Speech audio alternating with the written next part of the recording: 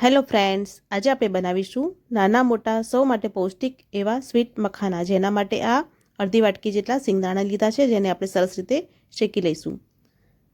સિંગદાણા શેકાઈ જાય એટલે આપણે તેને સાઈડ પર રાખી લઈશું અને તેના ફોતરા કાઢી લઈશું।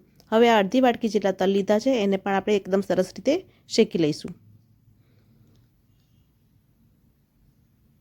તલ શેકાઈ ગયા છે, હવે આપણે તેને સાઈડ પર કાઢી લઈશું। હવે આપણે જે મખાના લીધા છે તેને આપણે એકદમ સરસ રીતે શેકી લઈશું।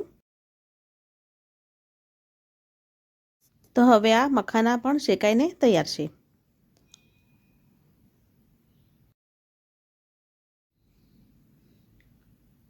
હવે આપણે સિંગદાણાને પણ પીસી લઈશું, તેનો અધકચરો ભૂકો કરી લઈશું। તો આ સિંગદાણાનો ભૂકો થઈને તૈયાર છે।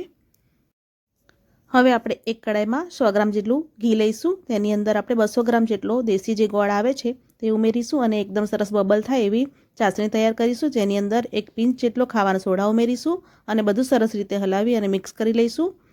હવે આપણે જે સિંગદાણાનો ભૂકો તૈયાર કર્યો હતો તે તલ શેકેલા અને મખાના શેકેલા ત્રણેયને ભેગા કરી અને આપણે એકદમ સરસ રીતે મિક્સ કરી લઈશું।